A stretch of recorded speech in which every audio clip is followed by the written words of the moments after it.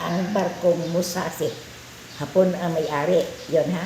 Ngayon, mga alas 9, mahina lang ang takbo yan. Akala mo kung tingnan mo sa laot, island. Ngayon, ang bandang huli sabi ng tatay ko galing sa pamimitan. Uy, evacuate pa kaya tayo o hindi na lang, sabi naman. Bakit daw? May yung barko daw na malaki. Ang bandang mga alas 9 na. Pagdatigil yung mga malalaking, yung mga raming eroplano, mga 50.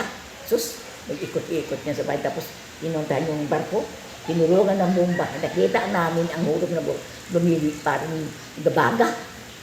Akala mo, ako'y na may pagdating doon sa barko, putok yan. Tapos kung nagaganti yung taga-barko, wala malasya lang, napabagsak ba na aeroplano. Saan lugar po yan, nanay, yung gera?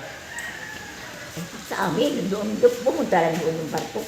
Sa Bisaya po to. Bisaya, Kahidyokan, Romblon, ang province.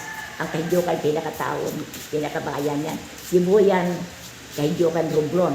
Ang Sibuyan, Island. Ang bayan, Kahidyokan. Ang probinsya, Romblon. Yun. Di marami palang namatay nung panahon ng Hapon. Kaya lang yung pinuntahan niya na barangay Limbang, nagpunta siya.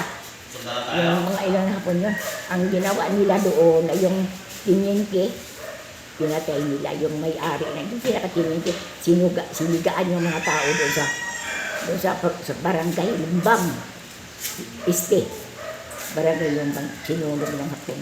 Sinunog ng mga Hapon po yung lugar. Hapon, oh. Tapos pati yung operator ng radio operator, Buwan ang pangalan, pinatay nila, pati nanay, pati asawa, ang anak lang na isa ang nakaligtas. Di marami palang pinatay yung Hapon yung panahon dati. Pero hindi naman ay hindi pa lang manaiwag bakit ganun. Tapos ang bata na magandang baby, mga 2 years, hinagis na pataas, tapos sinalo ng 4 na bayonita. Yun ang nakakatakot na balita. Yung bahita, yung may kutsilyo po na barel.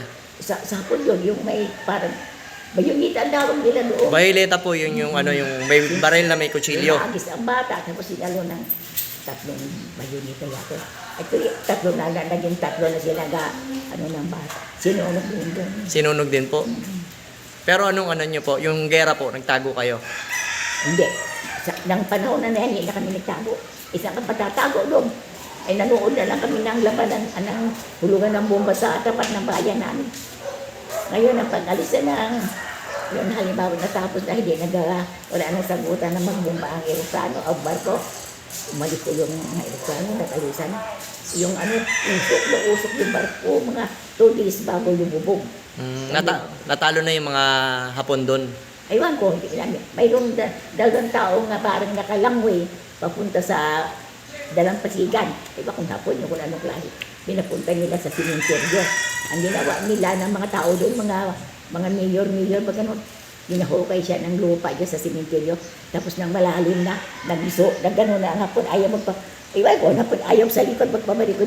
Nakaharap siya nga nakahansa pa. 2 tao.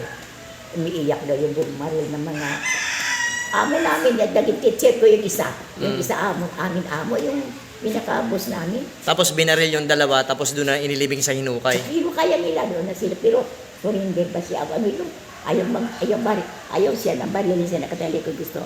Nakakarap siya. Ganon pala experience yun ng gera, mahirap. Pero umiiyak din siya ang bumaril, umiiyak. Naging mayor yan sa amin, naging teacher ko. Yung isa doon na bumaril, amo namin sa may-ari siya ng lupa, ginatirahan namin. Binata mga 2 grade, second year pa lang. Second year? Tapos, siya, nakita yung balbas niya sa mahaba ang mga balahibo. Yun ang sinuntok yan, nagsuka. Inagapan ng tatay ko ang pagsuka. Binhat ng tatay ko yan. Dahil amo namin, sa amin nakatira yan. Binhat ng tatay ko. Tapos, pinausap ng tatay, hindi kaya akalain na. Ang tatay ko marunong magsalita ng Hapon. Dahil ang nina doon ay General Mise na pinatayo sa Aruroy. Nagtrabaho doon ang tatay ko mga Hapon, ang kasamahan niya. Pag trabaho sa minahan. Nandun pa rin ngayon yung minahan ako, kaya parang makanariyata. Ininto na siguro kasi ang lupa, parang hinukayan pa niya, baka daw Bumaksak na. Kaya nandun na ngayon. Sige po, nanay, salamat po. Ano pa ito? Ako